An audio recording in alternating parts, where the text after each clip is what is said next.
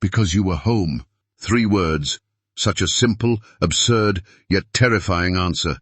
That's the reason given by the masked killers in The Strangers to explain their choice of victims. No motive, no grudge, just the bad luck of being home at the wrong time. The film's opening credits proudly state, "Inspired by true events." But what events are they really talking about?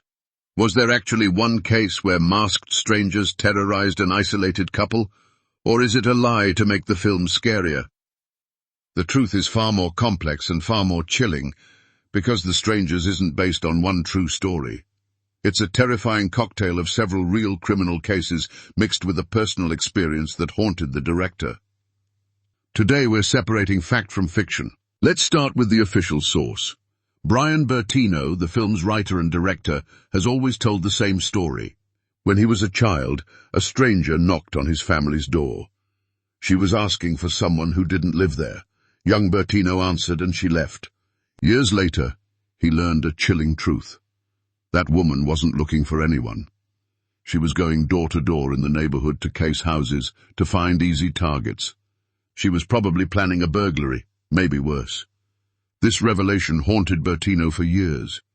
The idea that behind such a simple, innocent question could hide a malicious intent. That your home, supposed to be your safe place, could become a target simply because someone knocked on your door. But this experience alone wasn't enough to make a film. So Bertino dug into American crime archives. And what he found was far darker. Bertino's first major inspiration? The murders committed by the Manson family in the 1960s.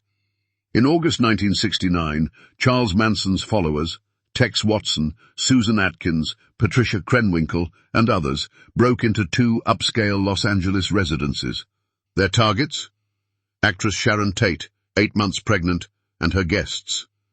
Then, the following night, Leno and Rosemary LaBianca, a couple of shopkeepers chosen at random.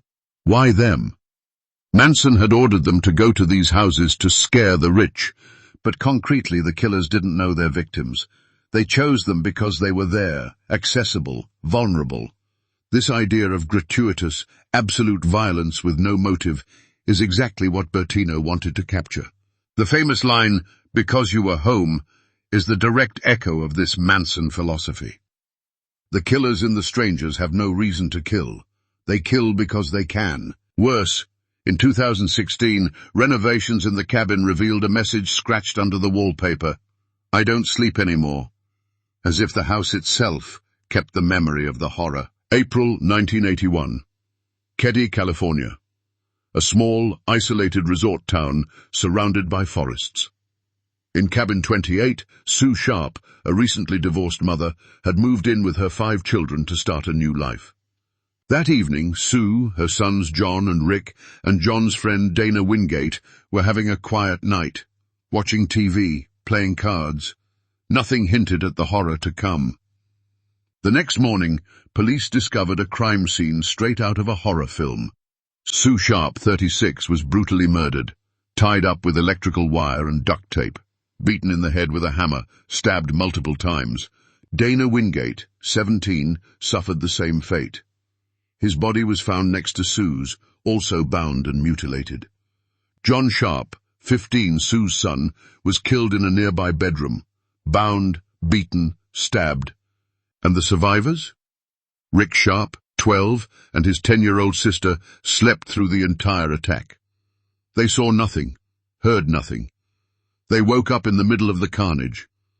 Most disturbing. The investigation revealed there were multiple attackers, that they spent time in the cabin, that they ate food, drank beers, as if they were in no hurry. Another lead, often mentioned by criminologists, is that of itinerant killers. In the film, the attackers seem to be crime nomads, ghosts who strike and vanish without a trace.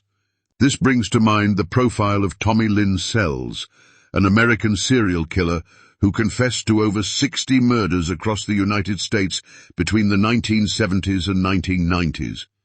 His method? He roamed the roads, stopped in rural areas, spotted an isolated house, and struck at random. Sometimes he killed entire families. Sometimes he spared someone for no reason. Like in The Strangers, His victims had absolutely no connection to him. They were just there. Sells was executed in Texas in 2014, but his macabre legacy hangs over the film. This idea that predators can emerge from nowhere, strike, and disappear into the night. Let's go back to Keddie, because that's where the link to the strangers becomes most disturbing.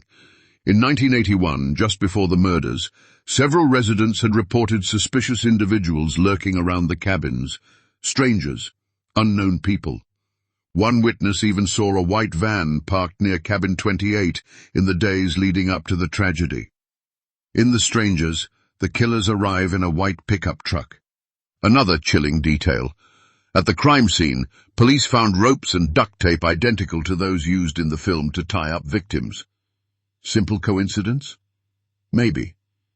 But did Bertino have access to the Keddie case files before writing his script? The director never explicitly confirmed being inspired by Keddie, but the similarities are too numerous to ignore, especially since the Keddie case had a twist in 2013. A suspect, Martin Smart, died without being tried, taking his secrets to the grave.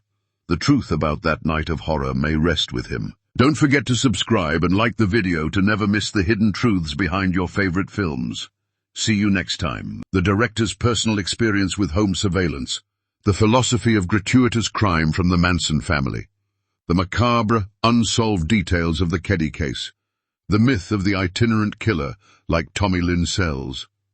The genius of the film isn't telling one story, but channeling a universal fear. That of the stranger knocking at our door with no reason, no motive, and no mercy. It's this fear, rooted in fragments of reality, that makes the strangers so deeply unsettling. Because it could happen. Because it has happened in other forms to other people. Real terror doesn't come from a monster under the bed. It comes from the simple idea that someone, a stranger, could decide your life isn't worth living just because you were home,